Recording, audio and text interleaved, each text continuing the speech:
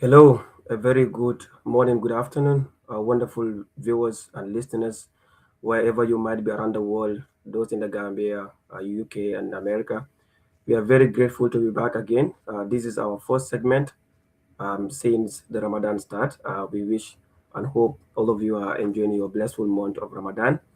And just to bring you another segment of this podcast, we decided to bring the most highly demanded public servant, I would say, in that way, Mr. Nyanjai, who is one of the most or the finest economics in the Gambia, and of course, always take part when it comes to social issues, governance, and issues related to politics in the Gambia.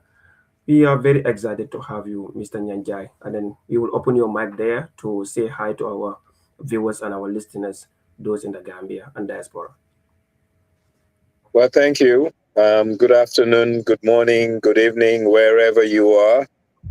It's a pleasure having me on the podcast, and I look forward to interact with you. Incredible. Thank you so much, Nyanjai. We've been looking for this session quite a long time. I remember vividly when I first wanted to have you on my program was Civic Bantaba on Faraya Radio. This was a couple of years back, and we've tried our little best to get you, but due to your schedules, we weren't able to get it done. And then subsequently, I find my way to United States, and then better still, we decided to continue doing what we love doing, regardless of the busy schedule. It is a honor to have you here, Mr. Nyanjai. My pleasure. Yeah. So just to start the program, as customarily, we will definitely love to know who is Nyanjai. What we do know about Nyanjai is Nyanjai was born in Banjul, but we really want to know who is Nyanjai. Well, Nyanja is just another Gambian, born and raised, went to primary or preparatory school in Banjul, Methodist Prep. From Methodist Prep, I went to Gambia High, finished my O levels. Then I left for the US and I did my undergrad in economics and business and graduate work in economics and public administration. That's incredible educational background. Take us through about your professional journey, Mr. Nyanjai, when you studied economics. We've known that you have studied economics both undergraduate and, of course, at the master's level too. Take us through the notion, the inspiration. When does it come into you that you really want? Was that the first thing you wanted to study, Mr. Nyang, or you've traveled to America and then you realize that, damn, I have to go into economics? How does it come about? Oh no, at an early age, I used to love looking at lawyers, their robes, their duffel bags. And at some point, I wanted to be a lawyer. But midway into high school, there was an emerging group of young Gambians coming back home, the Lamin Barrows, the Mr. Ablai Baksture, and others. And these people were working at the NIB, the e-files. And I looked at these people and I said, I want to be like them. And that was my first exposure to the field or discipline of economics. And thereafter, I knew exactly what I was meant to be. That's incredible. Rarely you see Gambians pursuing a degree when they were motivated by their fellow Gambians. And I believe this should be the source of inspiration to many young ones when you wanted to pursue a career. It's good to look up to people that are in global or the other side of the world, but taking the reference from your own surrounding was so incredible. That shows how Gambians are definitely into their career domains. Young. So when you are in United States, what are some of the engagement that you've and which year have you traveled to United States and how long have you been there? Wow.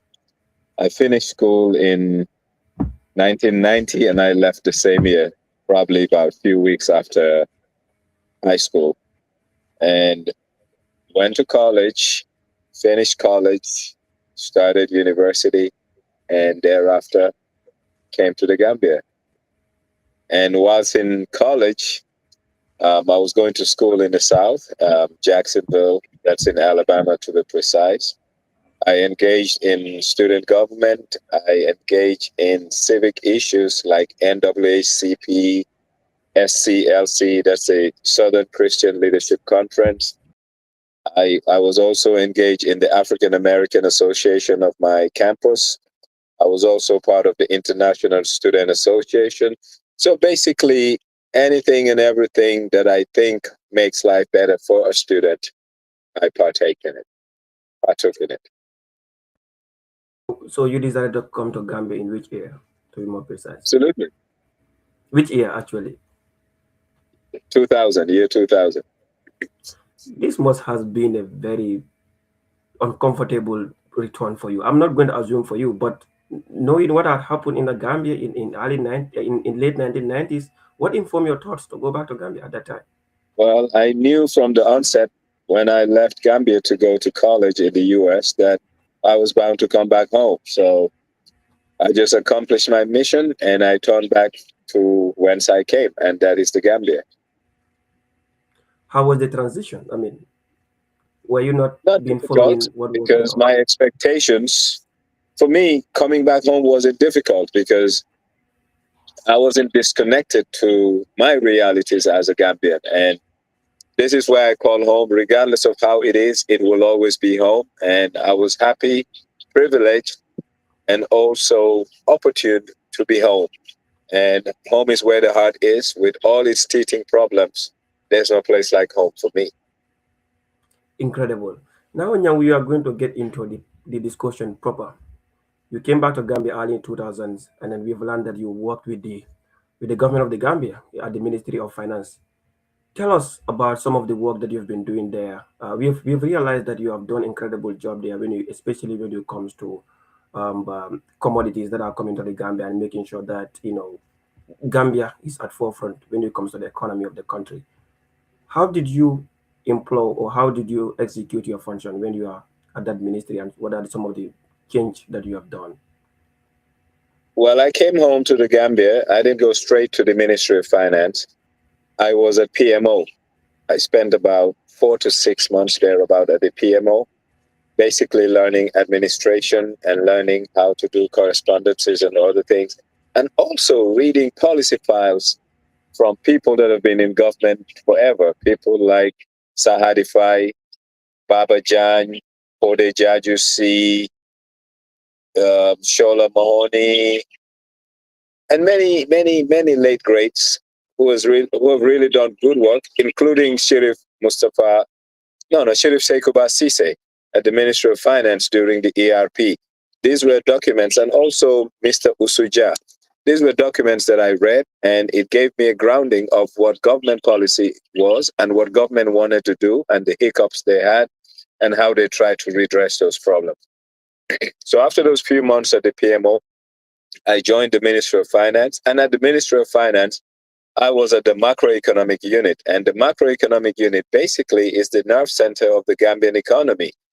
It has a bird's eye view of the Gambian economy, and it handles and executes everything and all things that are related to the economy as it relates to policy. How was the economic ecosystem in the Gambia then? Was the economy really reflect on the lives and the livelihood of the Gambians at that time? Well, I always tell people when you're looking at a country's economy, you should always take a snapshot of the period you're talking about. We're talking about 2000. If you look at the global environment in the 2000s, we had the dot-com boom, we had the oil boom. So relatively, the Gambian economy piggybanks on these global trends that are happening. So we were doing good. Trade was still buoyant. And when I say trade, I'm talking about transshipment trade, third country trade, Bissau, Conakry, and sometimes Senegal through smuggling and other means. But our economy at that time was, relatively active. Young, we will keep it there for now. I just wanted to know how long have you been at that ministry, and what are some of the things that makes you to leave that ministry at some level? I think I worked for the ministry for about 3 or 4 years, and I went into private consulting thereafter. How does the choice come about when you first landed in the Gambia? There are private sector economy in the country. There are private sectors. There are public sectors. How did you able to choose among to serve the government? Because now a lot of Gambians, if they went back to the Gambia, they would prefer to work at the private sector, whereby they will assume that they're going to make more money. But you came and then you want to serve, in the public sector. Well, I not only want to serve, but I was trained as a macroeconomist. And you can't be a macroeconomist without dirtying your hands into the public sector. I mean, a lot of people who are into microeconomy may be into pricing, regulation, you name it. So there's quite a lot of space for them in the private sector. For what I wanted to do, the public sector is the place to be because I'm trying to get an overall perspective view of the economy. And also, I was policy driven. So government was the right fit for me coming back home. Incredible. There is no harm in working for your government. Definitely, we would all love to work for our government one day. This is what I always tell people. Regardless of how government is doing their things, it's always good to give back. If you felt that you cannot make the change, then you can find a way at some point. So now Yeah. I just want us to look into the contemporary Gambian economics today. A lot of people have been crying, but I want us to start with the issues of the farmers today. Farmers in 80s and farmers today, there is a little bit of distinction. We haven't witnessed in 90s, and you have witnessed both 90s and 2000s today. Do you believe Gambia's agriculture stand at the test of the time today?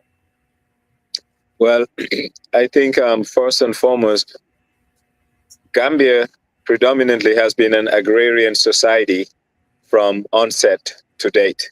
But there has been a shift into service, and service includes insurance, banks, telecoms, and others. But the backbone of the economy has always been agrarian. And we have subsistent farmers, and we barely had commercial farmers. And it was the aggregate of these subsistent farmers that produced the exports that we wanted to ship out, i.e., cotton, groundnut, etc. And there has to be a paradigm shift.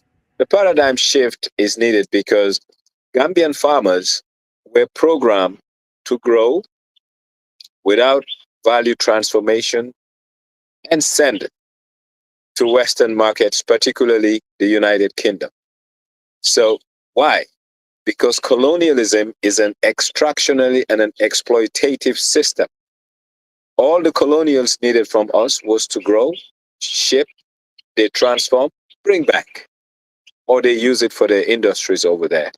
So once we gained independence, we didn't make a U-turn from the extractionary policies of the colonialists, but we continued where they left off. And that's why Gambian farmers haven't seen better days yet, independence to date. What needs to happen is, in my humble view, Gambia needs a radical shift and a disruptor who is there to be different to change the primary cash crop that we have. For me, peanuts is peanuts, and peanuts will never get a Gambian farmer out of poverty. What will get a Gambian farmer out of poverty is high value produce, where someone can produce 1 acre and make 30 folds what you can make growing 40 acres of groundnuts. That's called smart farming. But smart farming is not only about mechanization, because I've seen our agricultural ministry talking about mechanization. But what one thing they fail to realize, Gambia is made up of smallholder farmers. There is no farmer in Gambia who owns 1,500 hectare as a farm. What we have here is 200 hectares, 150. So the mechanization we're calling relative to the people that are farming is a mismatch. Mismatch meaning government wants our farmers to invest in tractors when the whole year they're not going to till 400 acres. Therefore, the cost of the tractor relative to the usage of the tractor doesn't make sense. So therefore, our agricultural policy should have called for entrepreneurs who are willing to invest in 600, 800, 1,000 tractors across all regions in the country. Then, if a farmer needs a service, they come and provide a service. But equally, then the government can subsidize. Let's say if that entrepreneur is charging $1,000 per hectare, the government will say, hey, whenever you go to a farm, just collect 700, get us the receipts, and we will pay for the 300, making it 1,000. Then the Gambian farmer then will not worry about repairs, maintenance, diesel, hiring a driver or none of that. He will just get a service provider who will plow, till, and do whatever he needs. Then his focus will be on pure farming. But unfortunately, I think we really don't understand what we're calling mechanization and why we need mechanization. And recently, I've also seen the Minister of Agriculture telling farmers that they can use donkeys. That's Yeah. pathetic. And I wonder, do we have vision? Where do we want to take our agriculture? What does our agriculture mean to us as a nation? How are we going to benefit out of agriculture? How are we going to ease poverty for farmers who have been generational, I wouldn't say destitute, but generational paupers? I'm sorry to use the word because they have been working so hard. One of the hardest working groups of Class. Gambian, yet Mhm. still, they're the most under-rewarded Gambians. Why? Because there is no good policy that will help them make the most out of what they can get out of their sweat and tears. Still now on the issue of farming, I mean, a lot of economics argue that the issues of groundnut, especially unprocessed raw materials, are not marketable now when it comes to global market. What is your take on that? Do you think we should, give them more resources to produce more groundnut, or we need to shift focus? Well, we need to understand that we've been farming groundnut forever and we've been using a lot of fertilizer and we haven't been using fertilizer the right way. I mean, we sprinkle fertilizer. And once you do that, if you do a test on your groundnut, you'll have a group of groundnuts that have happens to have high content of aflatoxin and others that barely have much because of the way we disperse the fertilizer. And Gambian groundnut in the 60s were used for what you call high confectionery nuts. Companies like Nestle, companies like Cadbury, they used to use it for their chocolate all the way in Switzerland, England, and other places. So our groundnuts was fetching good price because it was hand-picked high confectionery nut. Now our groundnut is literally close to animal feed and a little bit below extraction for oil. So our farmers are not making most out of growing groundnuts. And if we look at rain-fed agriculture and you look at global climate change, it's time the government revisit our primary cash crop and see what best we can do for farmers, considering the amount of water this country has, considering the amount of arable land that's laying idle. But once again, policy. In most of your interview, you argue that Gambia need to move, focus need to move to when it comes to cultivation of marijuana. A lot of people get confused about the issues of that, and of recent, we have seen a presidential aspirant also share the same vision with you, and No, that has been I don't have the same vision as him. He wants to legalize marijuana. okay. I want the cultivation of medicinal marijuana for exports to the pharmaceuticals. We can have processing post harvest to create THC, CBDs, oils, you name it.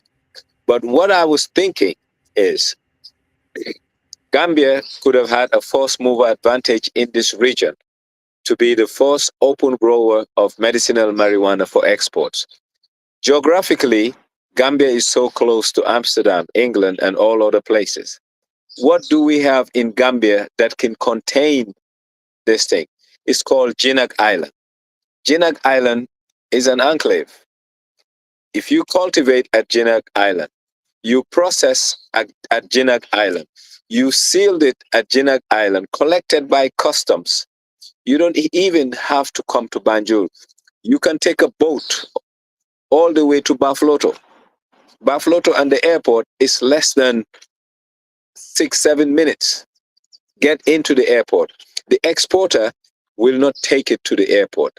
It's the customs that will pick it from the processing house with seals, just like how you seal a container coming to Gambia. With a broken seal, it cannot leave the place. And some critics will say, but Gambians will smoke it. I said, no. If you grow medicinal marijuana and you are paid $3,000 a kilo, why would any farmer grow it and want to sell it in the country for $35,000 to $40,000? It doesn't make sense. But it's a cultural taboo that we cannot move past. And this is what's holding us back. And sometimes I do wonder whether we are followers, innovators, or we just like to wait for the pack. Young, I know this is something that I love to talk to you about. In reality today, a lot of Gambians are complaining about the basic necessities, basic commodities. But first, I want us to start with the issue of the cement. We've learned that the government have put high tariff on the importation of cement from Senegal, and this had put the workers in a very standstill. Like people who are into construction and other construction people that are into constructions happens to put their job on hold because of government intervention and empowering certain importers. When you've heard about these issues or this incident, what was your reaction on it? My reaction is that government should not engage in inefficient transaction. What do I mean by that? We are giving incentives to people, tax breaks, and they're not manufacturers of cement. They're baggers of cement. They're bagging cement. They bring it bulk, rebag, then sell. They're not adding much value to the bottom line of the Gambian economy because the transformation, cement is ready 100% once it reached the port in powdered form. 100%. So all they do is put it in a silo, put it in a vacuum truck, take it to their plant, put it back in a silo, put it in bags and resell. Why should us, the public, give people tax break to do that? The transformation is insignificant. And also, it's an inefficient use of public resources, opportunity cost wise. What needs to happen is if there was a factory in Gambia who's bringing in clinker, that's the rocks, the limestone, and they're doing transformation past 35, 40%, I can support that because they will employ a lot of people. They will use a lot of energy. There'll be a lot of things happening because there is some significant transformation happening in the Gambia. But bringing in paper bags, store it in a vacuum silo, and bag it 50 kilogram and give it back to Gambians. That's a smart move by a businessman, but it's not in the best interest of the greater good of society and the state. So I see no logic in what they do, but it suits certain people. So I guess that's the order of the day. And we have also seen that time and time again, the people who are given such incentives, maybe they lack the financial muscle. They're biting more than they can chew. You have been given not an exclusivity, but a nice chunk of the Gambian economy to provide cement for. And you have supply disruption. It means your financial muscle is not relative to the market share you want to have. Simple as that. Cement is floating all over the world. So whenever we're lack of cement, just know that someone doesn't have adequate cash or financial instruments such as letters of credit or whatever to bring cement. They have to sell what they have to buy back rather than selling what they have, ordering a factor of what they're going to sell plus so that they'll always have a buffer stock to ensure that when their next comes, there is stock in town. So for me, these are some of the problems I see in this Gambia. And unfortunately, it's what it is. And point I hope we do better than what we do. It seems like you are getting distractions over there, but I Well, believe you can hear there me. was a call coming, but I cut it off. Yeah, Gambians sometimes they get excited when they saw you on media. I know, I know. Yeah. So Nyang, I want us to look into another segment of economics that has to do with employment, notably youth employment. There were YEP project in the Gambia, and we also have NEDI. Government argued that they have been investing in teaching Gambian about entrepreneurship. But still now we have seen high sort of irregular migration. Young people are leaving. for greener pasture, in global north. What do you have to Well, say about that? well, national public policy should never be donor driven, but country oriented and driven. Yep, they're serving an interest. What's the interest?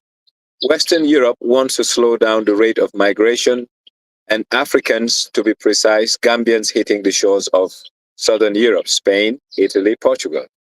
So now they brought the YEP project. What has the YEP project did in terms of impact? Very minimal. One, the resources cannot make that much of a difference. So the government of the Gambia need to mainstream youth development into all spheres of Gambian life, especially at the budget level. Just don't earmark money for youth sports, education. We should mainstream it. Each sector of the economy needs to have a focus on youth. So that way, our total expenditure on youth will be significantly improved. But we have a problem. The problem is there is work in the Gambia, but there is a mismatch of skill and jobs available. Why? Because the educational sector didn't prepare people for the types of jobs available in our labor market. That's why you have so many Senegalese weldermen, mechanics, tailors, Nigerian, you name it. These are trades, but we're not in it that much because we have a mismatch of what our school system is churning out and what the labor market is asking for.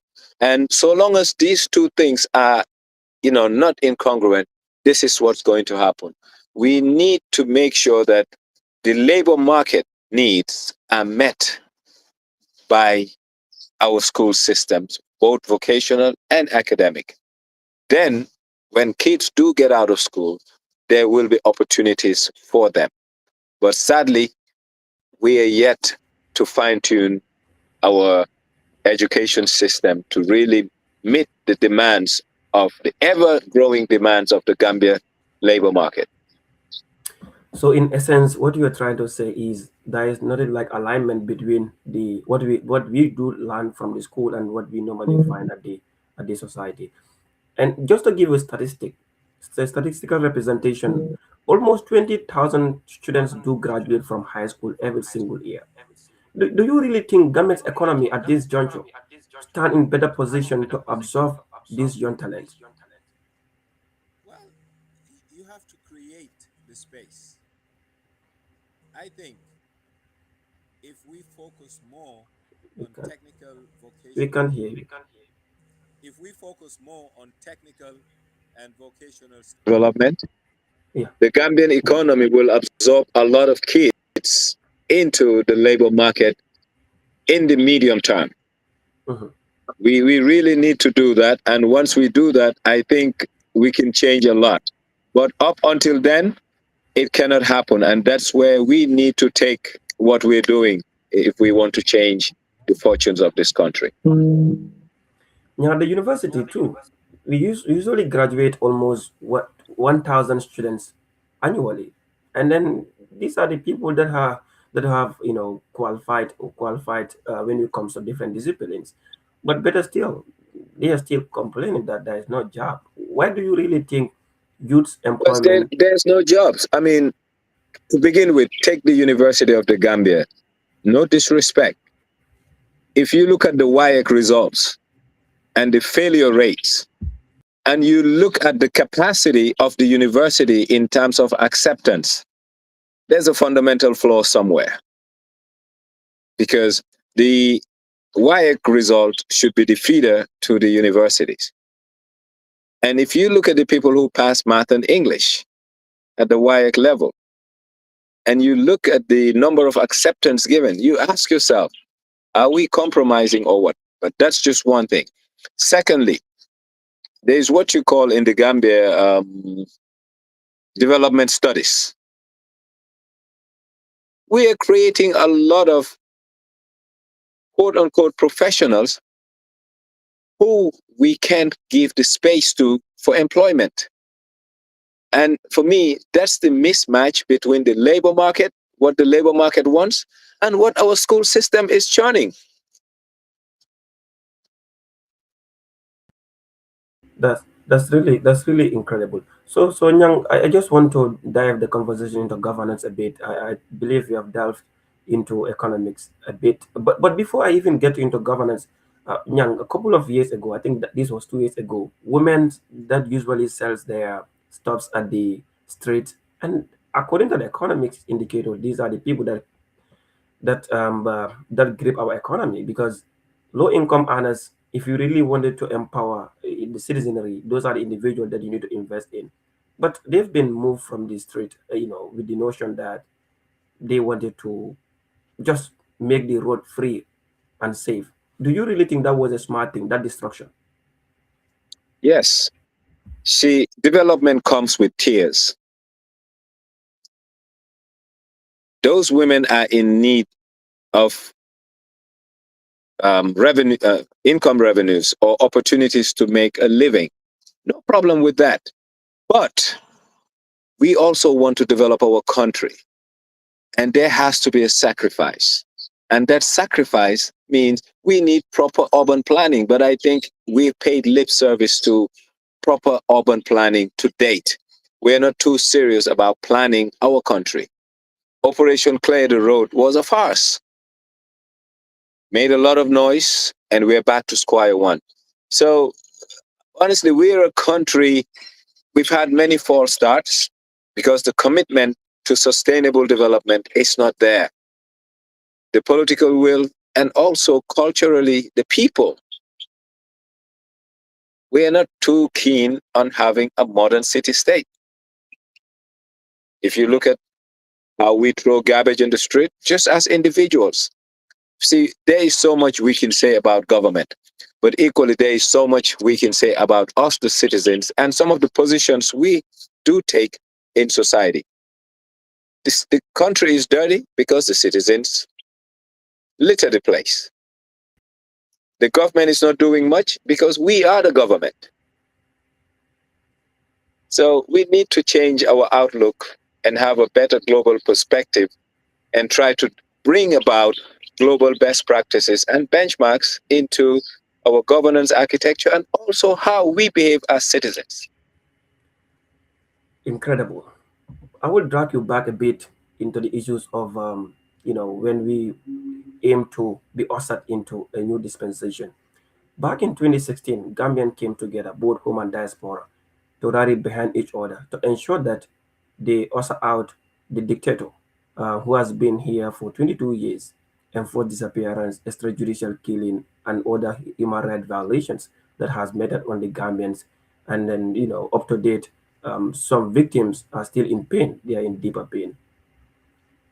In 2016, were you really hopeful that Gambia, the democracy that you are yearning to, we were going to envision, the democracy that we envisioned in 2016 is going to be the democracy that we will be dwelling on today?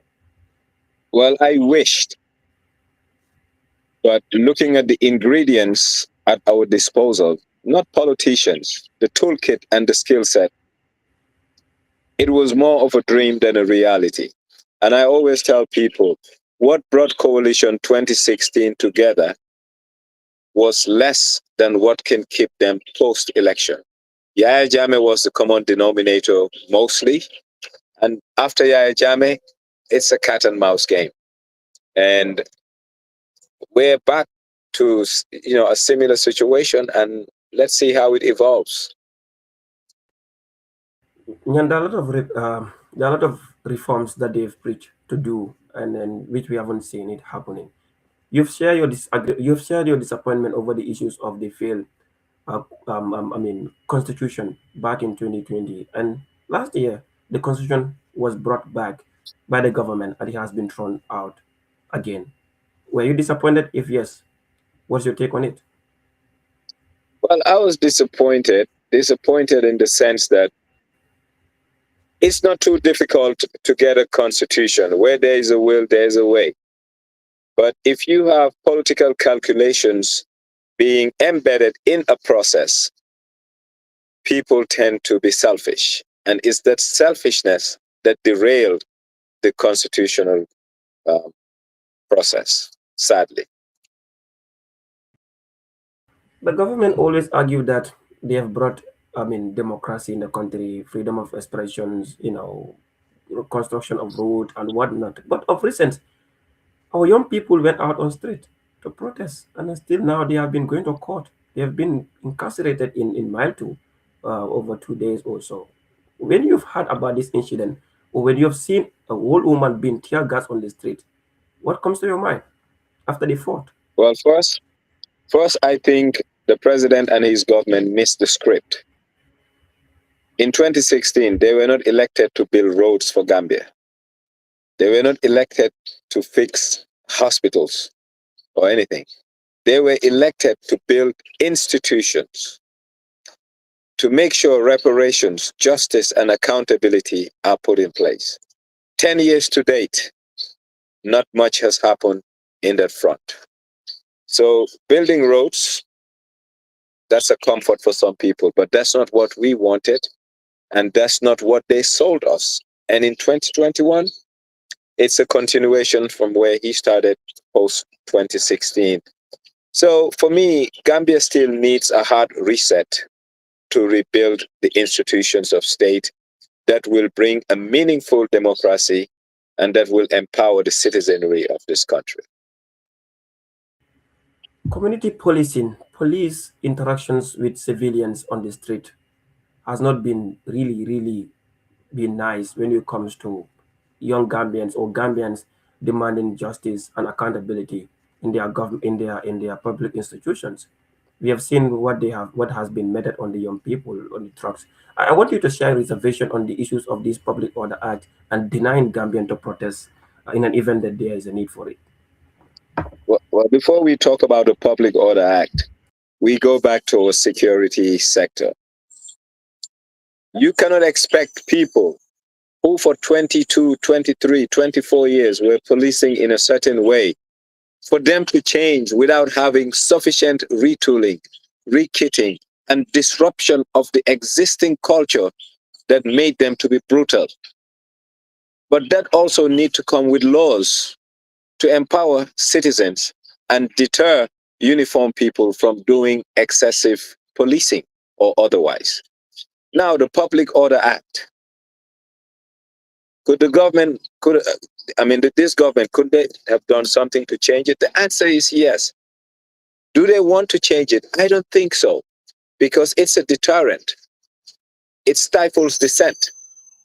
So, once again, selfishness within the political class is what Gambians are suffering from, rather than just being able to pass laws and make sure citizens are empowered and people are held to account. That's why I'm saying 10 years, not significant change structurally, if you look at our institutions, have happened.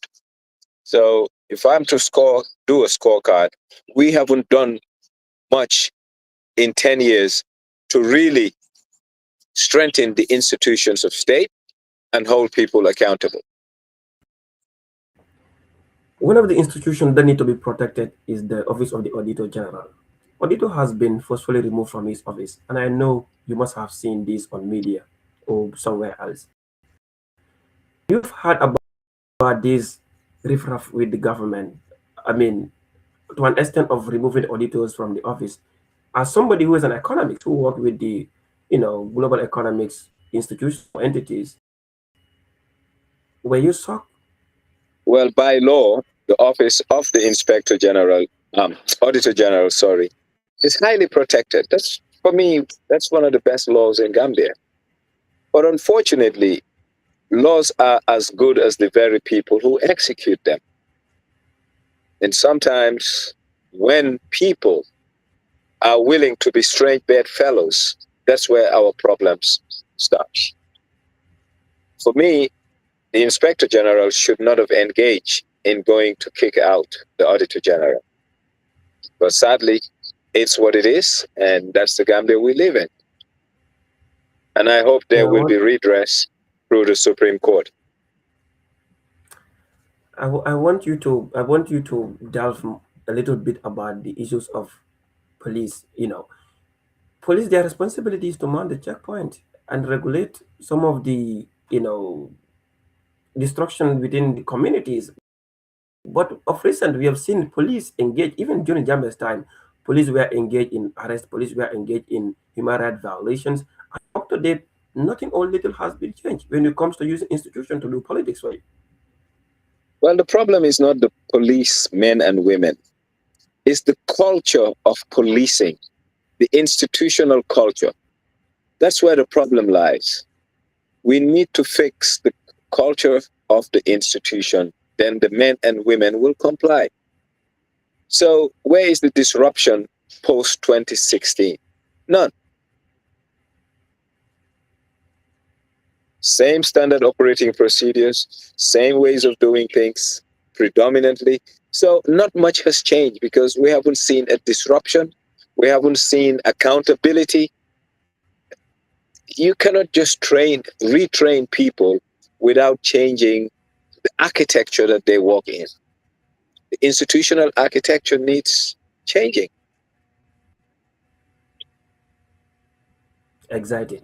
Now, I have read one of your position, one of your article or report that you've written with regards to the issues of fish meal factories in Combo South, like in Combo South, yes, in our area.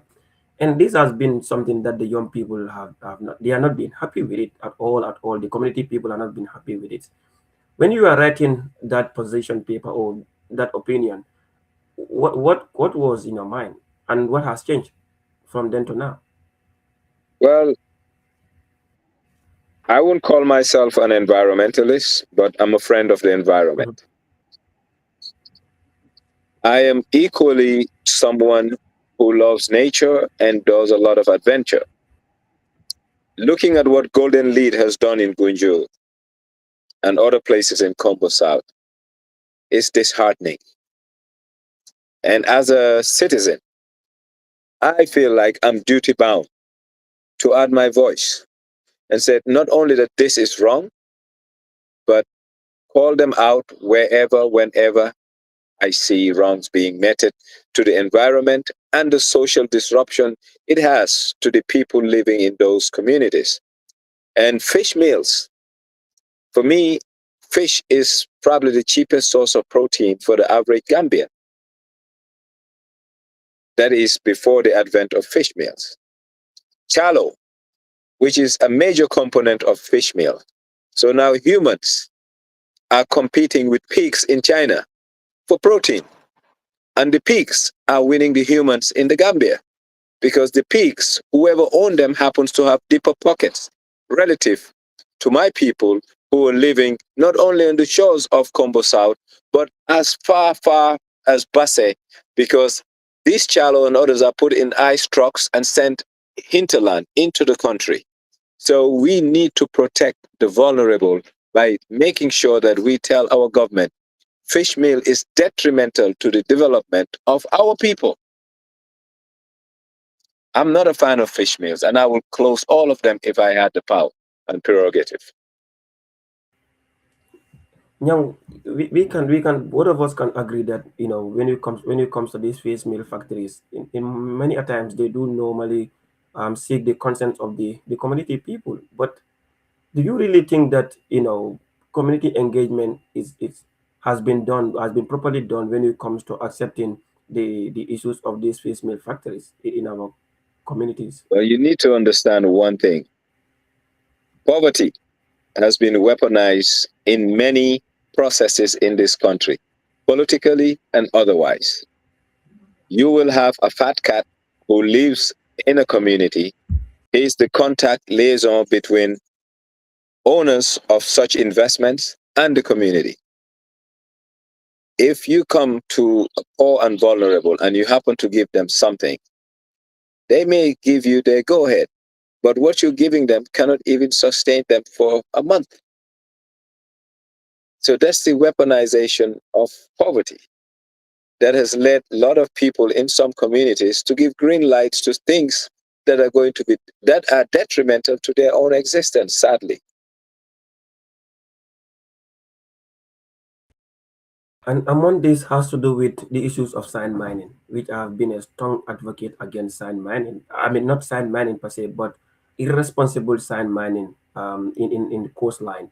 For example, in Sanyang today, a lot of women have lost their gardens, their vegetable garden, because of sand mining. I know firsthand about that because I'm always at Sanyang Jungle Beach. The sand dunes. Yesterday, if you look at my post, I posted a place between Kachume and Sanyang. I nearly cried when I saw that place in recent. The video I posted was so green. If I tell you this video was taken in Scotland, you will say yes. Like a golf course. Real nice sand dunes covered with grass and everything else. You go there now, is a desolate wasteland with big holes that kids do sometimes fall into. Not long ago, a kid died in Batakunku, fell into a ditch, couldn't get out of it, drowned. People mining sand and not rehabilitating the place they're taking the sand from. The sand, those dunes were windbreakers. They're no longer there. Erosion is happening so fast.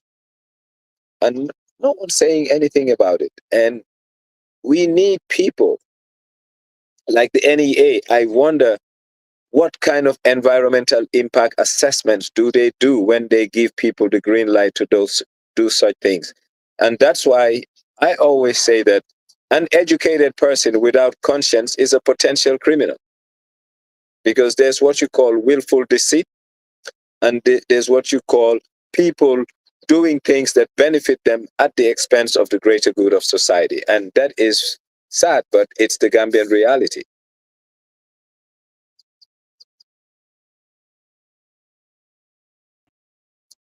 I'm sorry for that. I was muted. Yes, Nyang, I just want to pin you on the issues of the civil society organizations. You are somebody that always speak, with boldness when it comes to holding civil society organization, particularly not doing needful or not doing enough when it comes to advocating or when it comes to speaking directly to the people or speaking on behalf of the people. But of recent, we have seen my colleagues, civil society organization, being so low when it comes to advancing, promoting social justice. What will be your take Well, on I that? can't talk much about civil society organizations because I'm not privy to what they do, but I'm privy to what someone like Madi Jabate of the Edward Francis Small Center does.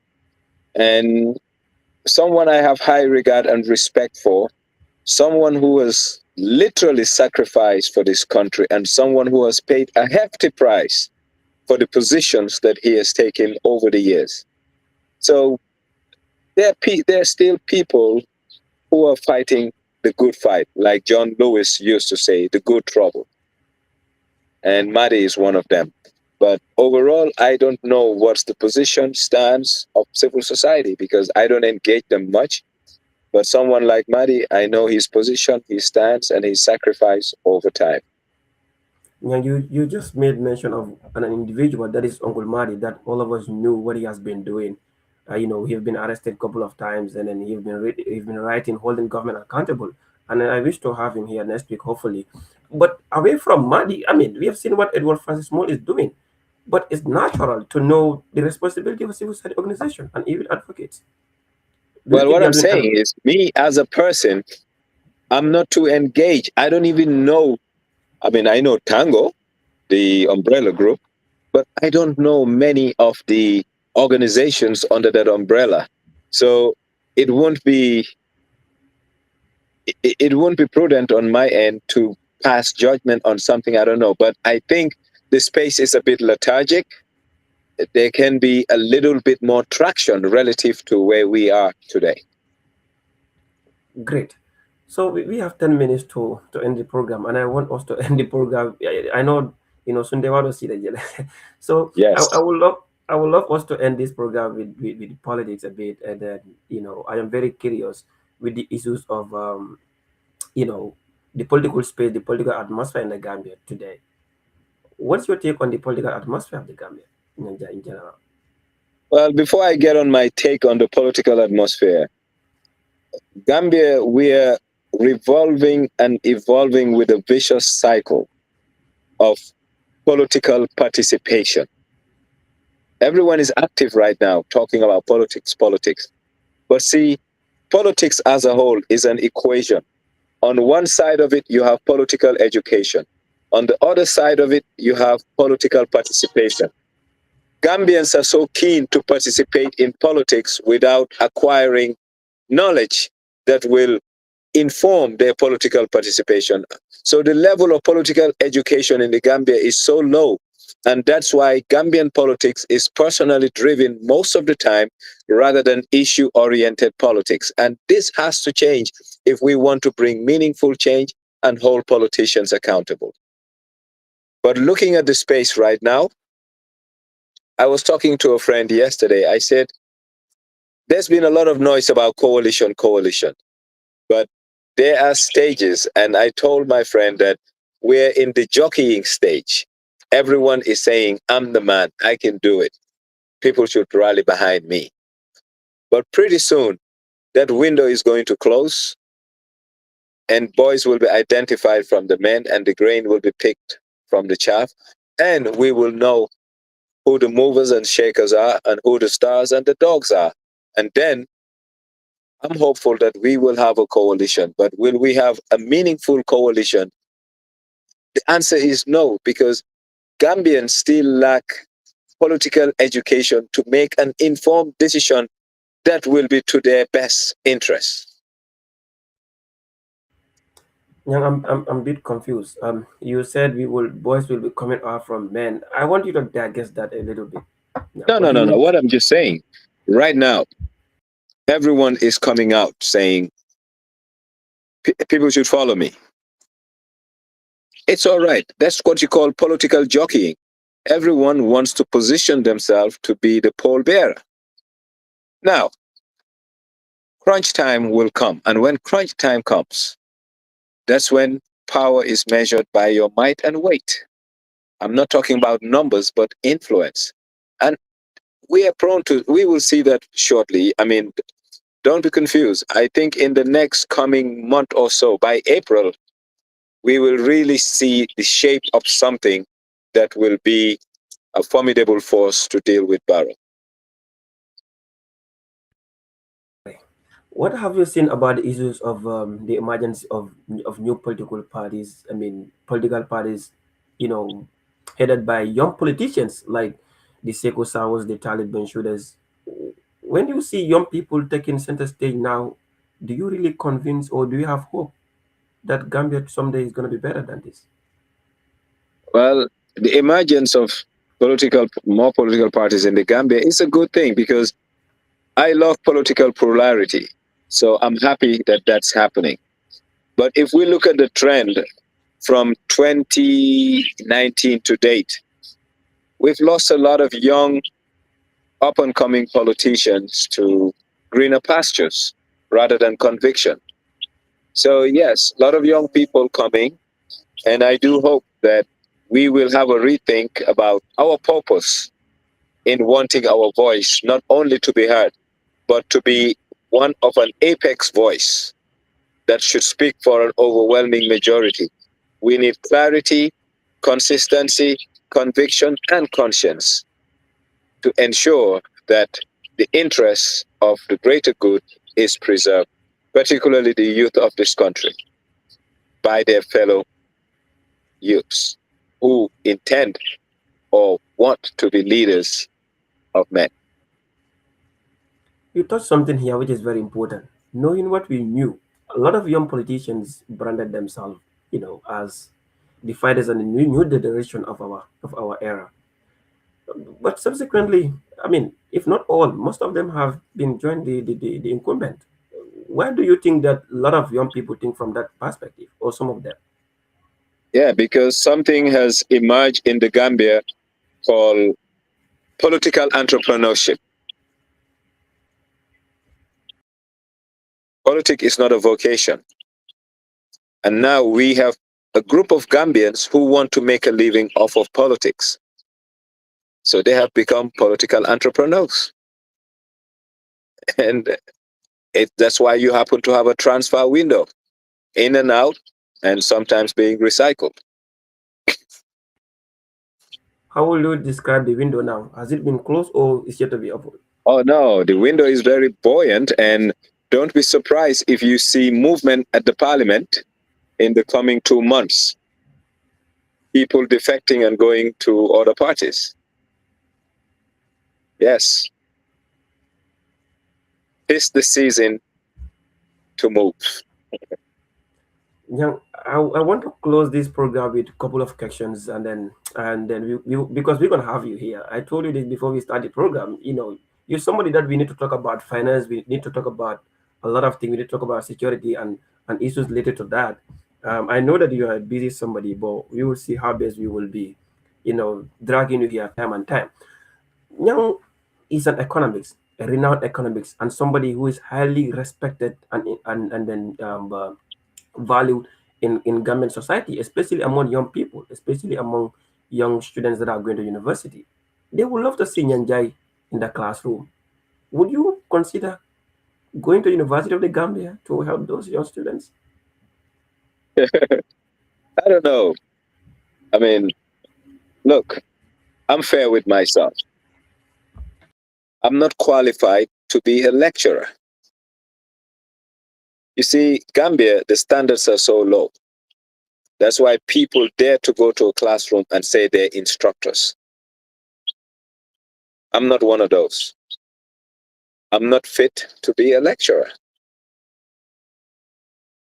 And I want to give people what I have. And I don't have the tools of the trade to be a lecturer, period. But in a country where standards are lowered, the bar is lowered, yes, people will hop up to things and go stand in a podium and give not only a lecture, but instructions. I'm not cut out for that, and I'm not trained to do that. So I will not do it. I only do what I know how to do, and I'm relatively good at doing. And that's why I stay in the lane that I'm in. Would you consider, giving public lectures, Oh, holding yes. seminars at the No, university? see, that's different. Public lectures has nothing to do with rating someone's academic. So, yes, I can do that easily, but not to be in the university teaching. No way. I don't have the skills or the toolkit. Now, why didn't you take position in this government? It's not my thing to take a position. One has to be asked. And I haven't been asked, so I'll just do what I do. But will I love to work for the government of the Gambia? Yes. Will I love to work for the government of the Gambia as is? The answer is no.